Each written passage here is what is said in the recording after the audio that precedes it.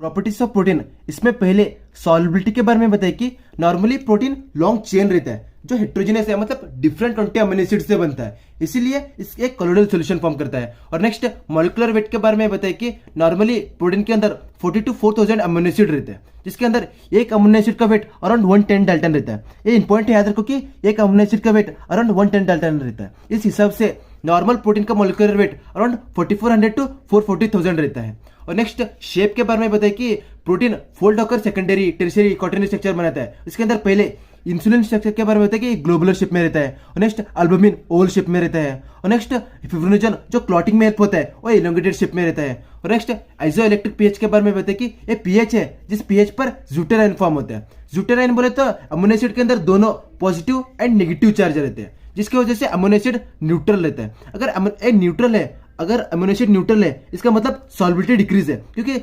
Polar solvent अगर polar compound रहा तो वही सॉल्युबल रहता है। इसके अंदर ये पोलर नेचर नहीं रहता है, इसलिए सॉल्युबिलिटी डिक्रीज रहता है। इसके वजह से प्रिसिपिटेबिलिटी इंक्रीज हो जाता है। और नेक्स्ट प्रोटीन स्टेनिंग के बारे में बताइए कि इसके अंदर एसिडिक डाई, अगर एसिडिक डाई यूज किया है तो ब्रेक होकर एक नेगेटिव डाई और एक पॉजिटिव H+ देता है। जो पॉजिटिव H+ NH2 को बाइंड कर NH3 बनाता है।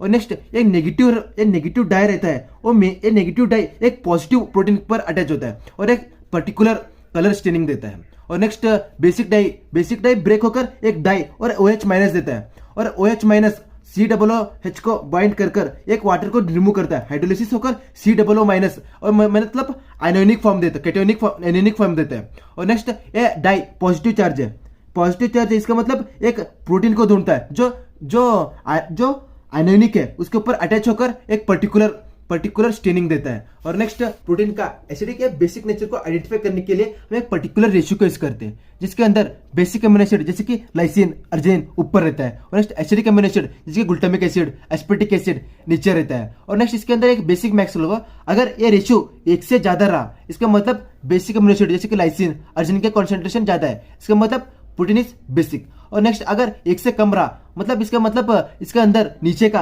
एसिडिक अमीनो एसिड जैसे कि ग्लूटामिक एसिड, एस्पर्टिक एसिड का कॉन्सेंट्रेशन ज्यादा है, इसका मतलब प्रोटीन इज एसिडिक। और नेक्स्ट प्रोटीन प्रिसिपिटेशन के बारे में बताइए कि जब वाटर के अंदर हम प्रोटीन को डालते हैं तो एक कोलॉइड फॉर्म कर लेता है। और कोलॉइड का एक प्रॉपर्टी है कि कोलॉइड जो हाइड्रोफोबिक पार्ट है वो इंसर्ट में आ जाता है, और जो हाइड्रोफिलिक पार्ट है जिसके अंदर पोलर नेचर है, मतलब चार्ज कैरिंग है, जो तो COO- NH3+ और सरफेस के ऊपर आ जाता है। और इस चार्ज के वजह से इसके ऊपर वाटर मॉलिक्यूल का अटैचमेंट हो जाता है, बोले तो हाइड्रेशन हो जाता है। इस हाइड्रेशन के वजह से कोलोइडल पार्टिकल प्रिसिपिटेशन फॉर्म नहीं करता है। नेक्स्ट अगर इस वाटर मॉलिक्यूल को निकाल दिए बोले तो डिहाइड्रेट कर दिए तो ये प्रिसिपिटेशन फॉर्म करता है। और न्यूट्रलाइजेशन मतलब जब COO- NH3+ के वजह से जो सरफेस के ऊपर चार्ज है उस चार्ज को ही खत्म कर दिए तो भी प्रिसिपिटेशन फॉर्म होता है। और नेक्स्ट कर्ड फॉर्मेशन के बारे में बताइए कि ये स्लो प्रिसिपिटेशन है मिल्क का। इसके अंदर जब हम मिल्क के अंदर कर्ड डालते हैं तो बैक्टीरिया जैसे कि लैक्टोबैसिलस भी जाता है जो लैक्टिक एसिड को प्रोड्यूस करता है, जो मेनली मिल्क को आइसोइलेक्ट्रिक पीएच पर ले जाता है, जिसके अंदर किसिन प्रोटीन प्रिसिपिटेशन हो जाता है, उसके वजह से कर्ड फॉर्मेशन हो जाता है। और नेक्स्ट साल्टिंग इन के बारे में बताइए कि इसके अंदर ओनली इतना डिफरेंस है कि साल्टिंग इन में हम ज्यादा साल्ट को यूज करते हैं, वही साल्टिंग आउट में ज्यादा साल्ट को यूज करते हैं, वही साल्टिंग इन में कम साल्ट यूज करते हैं। और नेक्स्ट साल्टिंग आउट के बारे में बताइए कि जब इसके अंदर हम साल्ट को मिक्स करते हैं, जिसके एग्जांपल के लिए सोडियम सल्फेट, जब सोडियम सल्फेट कोलोइडल सॉल्यूशन के अंदर मिक्स करते हैं तो ये ब्रेक हो जाता है सोडियम एंड सल्फेट के अंदर। जब जो सरफेस के ऊपर वाटर है, जो कोलोइडल सरफेस के ऊपर वाटर है, जो वो सोडियम का पॉजिटिव और सल्फेट का नेगेटिव को काउंटर करने में बिजी हो जाता है, जिसकी वजह से कोलोइड का सरफेस फ्री हो जाता है और कोलोइड के सरफेस के ऊपर चार्ज कैरिंग रहते हैं, और ये कोलोइडल सरफेस अट्रैक्ट हो जाता है, एक अट्रैक्ट होकर प्रिसिपिटेशन फॉर्म कर लेता है। और नेक्स्ट मेनली सीरम प्रोटीन का अल्बुमिन और ग्लोबिन को सेपरेट करने के लिए हेल्प होता है। और नेक्स्ट साल्टिंग इन के बारे में बताइए कि इसके अंदर लो अमाउंट में साल्ट को मिक्स करते हैं, जिसके वजह से प्रोटीन का सॉल्युबिलिटी इंक्रीज होता है, क्योंकि इसके अंदर ज्यादा कुछ नहीं होता है, इसके अंदर प्रोटीन का इंटरेक्शन डिमिनिश करता है साल्ट। और next protein precipitation by heavy metal के बारे में बताइए कि इसके अंदर साल्ट को ब्रेक कर सॉल्यूशन के अंदर एक हेवी मेटल लाते हैं। और नेक्स्ट मीडियम अल्कलाइन इसलिए रखते हैं क्योंकि अल्कलाइन मीडियम में OH का कॉन्सेंट्रेशन ज्यादा रहता है, OH- का कॉन्सेंट्रेशन ज्यादा रहने की वजह से अमीनो एसिड का कार्बोक्सिल के ऊपर अटैच होकर 1 मोल ऑफ वाटर चला जाता है, जिसकी वजह से अमीनो एसिड के ऊपर एक माइनस चार्ज आ जाता है। ये माइनस चार्ज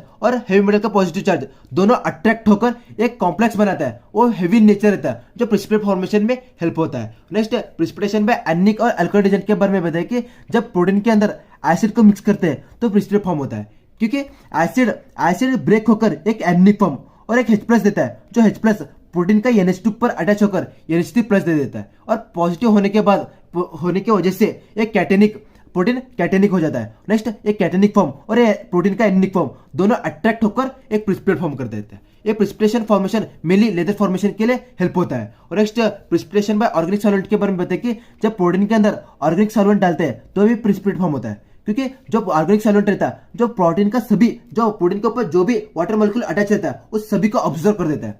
ऑब्जर्व करने के बाद प्रोटीन डिहाइड्रेट हो जाता है। डिहाइड्रेट होने की वजह से प्रोटीन के बीच में अट्रैक्शन हो जाता है और प्रिसिपिटेट फॉर्म हो जाता है। और नेक्स्ट यह organic solvent mainly surgical spirit में यूज होता है, क्योंकि जब सर्जरी करते हैं तो हमारे बॉडी के अंदर इन्फेक्शन जा जाते हैं, वो इन्फेक्शन नहीं जाना बोलकर ऑर्गेनिक सॉल्वेंट को डिसइंफेक्शन के जैसे यूज करते हैं, क्योंकि ये प्रोटीन को डिहाइड्रेट कर देता है, डिहाइड्रेट कर प्रिसिपिटेट फॉर्म कर देता है, इसकी वजह से बैक्टीरिया का किल हो जाता है।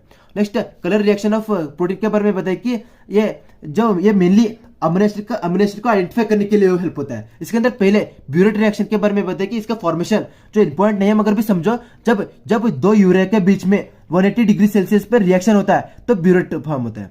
और नेक्स्ट रिएक्शन के बारे में बताया कि जब सैंपल को आइडेंटिफाई तो करने का है ना, जब सैंपल को सोडियम हाइड्रोक्साइड एंड 1% कुप्रिक सल्फेट का रिएक्शन कर देते हैं तो वायलेट कलर कॉम्प्लेक्स फॉर्म होता है। अगर प्रोटीन नहीं रहा तो वायलेट कलर कॉम्प्लेक्स नहीं फॉर्म करता है।